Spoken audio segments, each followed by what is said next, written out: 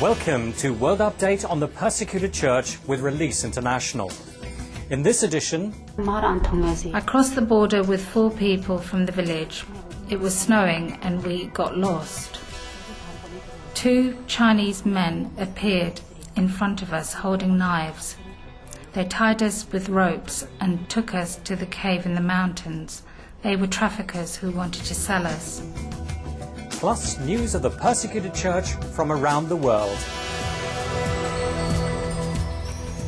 Indonesia. In an extraordinary scene, the parents of 3 murdered Christian schoolgirls have met with the militants accused of beheading their children and have publicly forgiven them. The families embrace the 3 Islamist extremists who've confessed to their daughters' murders, and they shook hands with them as a sign of peace.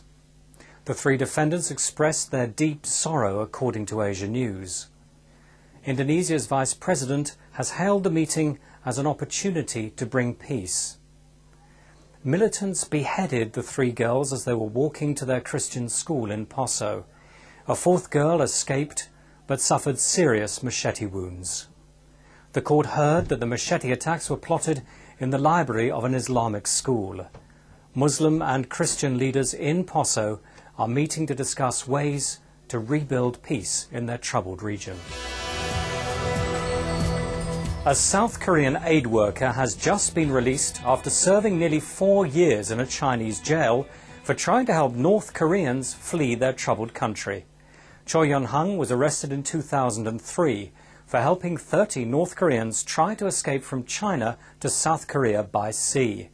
There were emotional scenes as Choi was reunited with his wife and 2 daughters. Release International's partners, Helping Hands Korea, were there to greet him. They say he was rejoicing in the Lord as he embraced his family and spoke of torture at the hands of prison guards and fellow prisoners, mainly due to his Christian faith. China deals harshly with North Korean defectors and those who try to help them, often forcibly sending refugees back to their homeland to face imprisonment and possible execution. Even so, for thousands like Suk, it's worth risking everything to escape. I escaped from North Korea 5 times and twice I was captured by traffickers. Once a man came to buy me, accompanied by his brothers and sisters. The sisters wanted to see if I could have children.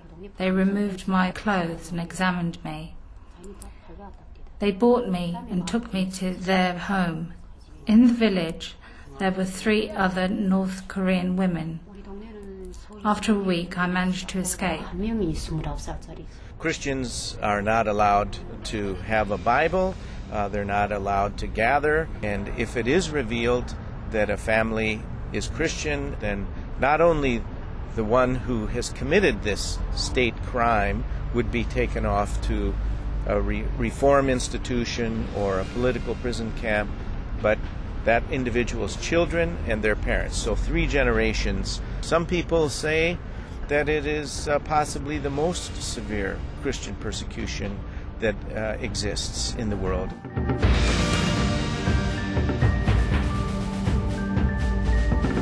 The story of the remarkable ministry to help North Korean refugees is out on Prayerworks, a new Release International DVD. It's available from the Release International website. China now. The relatives of 3 church leaders executed without their families' knowledge have expressed their grief and anger at being kept in the dark. The 3 leaders of the controversial 3 Grades of Servants Church were executed in secret, even before the verdict from their appeal court hearing was given.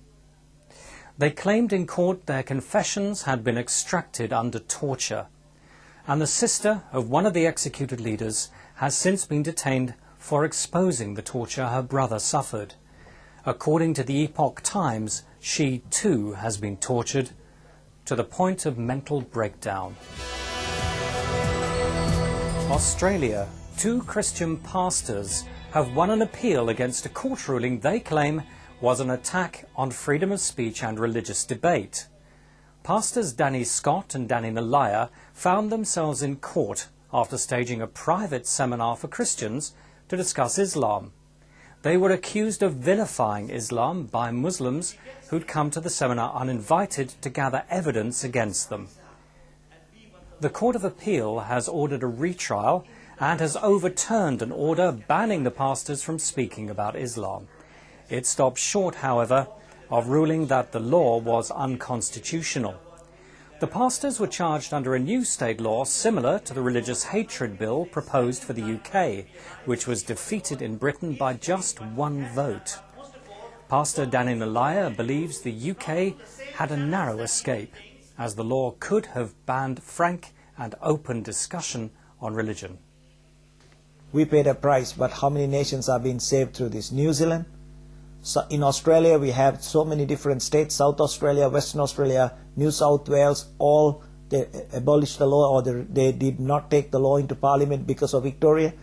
Now the Victorian case was used so frequently in Parliament, in the British government, in the House of Lords in particular, in the House of Commons, and the Victorian case became a major catalyst in this law not getting through. What would have happened had that law been passed in the UK in its original form? Horrendous. I believe it would have been disastrous for the church, because if basically insult, ridicule, all this became a part of the police having rights to take someone to custody, it would have been worse than Victoria, because the case in Victoria, the law in Victoria is a civil offence. Here it's a criminal offence. Pakistan. A 13-year-old Christian housemaid has had a baby daughter after being used as a sex slave by her Muslim employer. The girl was raped repeatedly from the moment she began work as a live-in maid, earning the equivalent of just 4 pence per day. Release International's partners in Pakistan say this appalling scenario is being played out repeatedly in a country where Christian women are denied basic human rights. Her attacker has now been arrested, but the chances of conviction look slim. Under Pakistan's Islamic law, a rape victim must produce 4 witnesses. However, the lower house of Parliament raised some hope for Christian women when it approved a bill allowing judges to choose between trying rape cases in an Islamic court or a secular criminal court. Pakistan's Islamic parties have threatened nationwide protests over the move. Vietnam. Release International is calling on the United States to rethink its decision to remove Vietnam from its religious freedom blacklist. As the World Trade Organization invited Vietnam into membership, a fact-finding team from Release International was in that country. It found that religious persecution is alive and flourishing, especially away from the cities and the international spotlight. Release heard about Moy, a Montagnard Christian who disappeared mysteriously one day and was found brutally murdered the next morning. Villagers said police had been harassing Moy because he'd refused to join a government-registered church. Hmong Christians in the northwest are among those suffering the worst persecution. When they've refused to renounce their faith, the authorities have forced them to destroy their own homes. We return now to China, where Release International has helped set up safe houses for North Korean refugees. Tim Peters runs Helping Hands Korea. The real church is deeply underground. It is a secretive network. We don't really have an accurate idea of how many. Some people guess 200,000, maybe 400,000. My guess is that when the situation in North Korea finally comes fully to light, we're going to be very surprised that there are more secret believers than we ever imagined. That's it from this edition. We're delighted to say World Update has just won a CBC award in the category Best New Media Production. For in-depth features on the persecuted church, why not subscribe to Witness magazine, available free of charge from the Release International website. And for breaking stories, sign on for our new weekly podcast. 3 minutes of the latest news delivered to your desktop each week. Goodbye and God bless.